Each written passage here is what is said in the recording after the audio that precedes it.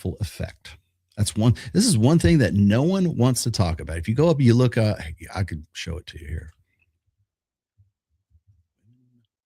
Our wonderful effect. I really need to do a dedicated show to the women are wonderful effect. The women are wonderful effect. Here it is. According to Google Gemini, I guess.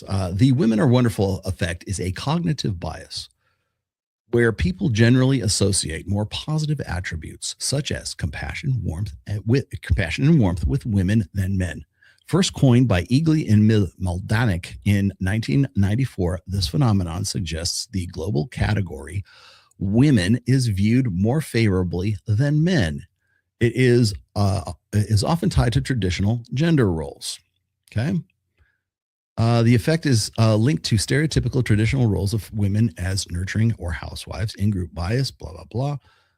I would encourage anybody to go on Google and look it up. You can go look it up on Wikipedia. It's very well studied since 1994. It's been around for forever. How come we'll go back to 1991 or 1994, whatever these stats for David Buss drink. But we won't look at the women are wonderful effect. How come? What you want to know? You want to know why these Evos like Rob Henderson, the rest of these guys don't want to talk about like the epidemic of female student statutory rapists. They're wonderful, and that's where you're going to see all of this return back to. We need an anti-manosphere. We need a gentle manosphere. It's basically be a beta simp is what it is. Do what women want you to do. That's why I keep saying, like, people will ask me all the time. I'll always get this in my DMs, or somebody will say, like, or I'll see this tweeted now and then. People will say, well, the manosphere is just a reaction to feminism. It's the male version. It's the flip side of feminism. No, it's not. The flip side of feminism is traditional conservatism, because they both end up in the same place. Serving women's interests. That's why. Again, how many times did you hear Rob Henderson, Ben Shapiro, and now Nick Freitas, whatever? How many times did you hear them implore men we need men to take responsibility? Great. Are you going to take away women's rights? Are you going to give men the authority they need to affect that responsibility? And the answer is a resounding no, or they just sweep it under the carpet. They don't want to have that conversation, because to do so would mean they would have to have a plan, and they would have to initiate real fucking change. They won't do that. We need men to get together at the pubs and the bars. Well, guess what? I've got a group. Mike Sartain's got a group. Several other people in this sphere have groups of men where we get together and we do shit. I'm going to Miami. Here's your announcement. I'm going to Miami in the middle of May, and we're going to get a bunch of guys together, and we're going to talk about man stuff, right? We're going to help these guys with their style. We're going to help these guys with their physique. We're going to help these guys with their game. We're going to help these guys with their social, anxieties, whatever the fuck it is. We will have, we're going to do this again. We do exercises where we have women come in and they have mock conversations with our guys so that they can understand where they're going, what they're doing in a conversation. They need observation and they need feedback. We give that to them. Does Nick Freitas do that? No. Fuck no. Does Jimmy Carr in the pub in his, British accent, does he do that? Fuck no. He doesn't do that. You know who does? The manosphere does. If you want something different, if you think there needs to be we need better voices for our men. Who? Tell me who, and I will look into them, and I will be happy to listen to what they have to say. But you can't even name the names in the manosphere, much less anybody who you think would be a better role model for men. No. Why? Because women don't choose betas. Women choose alphas. Women look for guys who are high value. That's just the way it is. It's just how it works, man. Look at that. Like, what woman doesn't want a man that she can't look up to? You could say, well, I'm going to be an upstanding member of society, and I'm going to be join the Rotary Club, and I'm going to be a church elder or a deacon or whatever. Okay, lots of dudes do that. Like, does that make you mad? Like, where do we go with this? You want to say that there's a crisis of masculinity.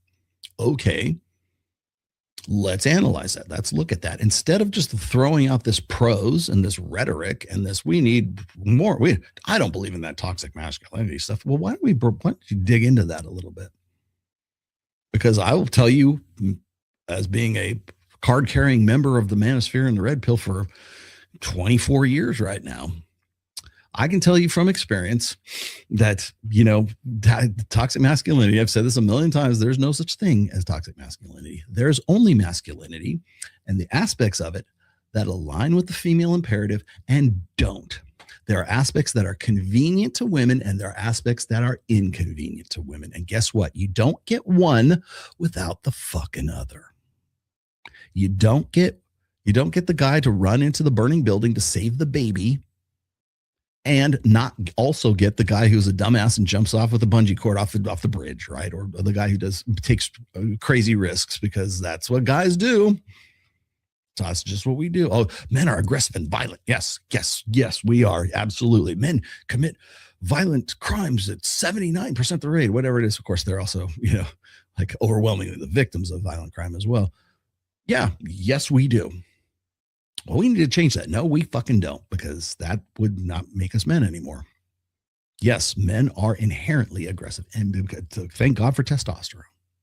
Unless you're planning to remove testosterone. See, this is what I keep coming back to, is like the only way to be fully human, because men are subhuman, the only way to be fully human is to be non-aggressive, to be feminine, to emote like a woman. That's really where the gentle manosphere goes. We don't want those manosphere guys talking to men. We want guys who are going to promote the feminization of men. And that's all this is. That's what the gentle manosphere is. Oh, well, let's all get together at the pub and do what? Feminize those guys. Police their thinking. Johnny, don't think bad thoughts about Sally. She's a woman. You should support her and lift her up and support her decisions. She's an individual, right? It's all this all the basically, 70s feminist rhetoric at the pub in 2026. That's what they're upset about. They're not upset about like people, like men are gathering for sure. I mean, we need to gather more, I think. They're just upset with who's doing the gathering. They're upset with who's doing the talking at those gatherings. They're upset that men are actually making connections, because you know what happens when men get together? They might want to figure out how they can take authority back. They might try to, well, you say, well, we need men to be leaders. Well, if they get into that group and we repeat the same thing, men need to be leaders, because leadership implies a hierarchy. Leadership implies a subordinate. We want you to be leaders, but still treat us as equals. Well, what the fuck do you want? Do you want is our marriage, is this arrangement, is the gender arrangement going to be communism or capitalism? Do you want a man you can look up to, or do you want a man who's your equal? I think you want the guy you can look up to. And until conservatives can figure that out, they're just going to be, all they're doing is just, again, I don't expect Frietas to get any traction. I don't care any of this bullshit about, like, people keep talking, hemming and hawing about the manosphere. Rob Henderson is an idiot. I don't say he's not, and Rob Henderson is very smart. He's a very smart guy. He's just ignorant. Just trying to play a game that everybody else is playing.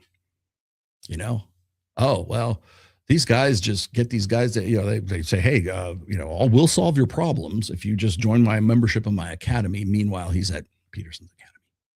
You're doing the same thing, bro. I changed my mind. Are you not doing the same thing? I challenge Rob Henderson. I challenge you. Are you not doing the same thing as the guys in the manosphere by being a speaker at Peterson Academy? A very spendy Peterson Academy. Is it not the same thing? You're not doing it for free. Well, he's not pimping OnlyFans models. Yeah, no, but he's essentially giving knowledge or trying to create value in the form of, speaking on a particular topic and everything that might, people might be interested in taking to heart and improving their lives with. Are you not doing the same thing? You don't know because you don't care to know. And that's what it comes down to. They don't care about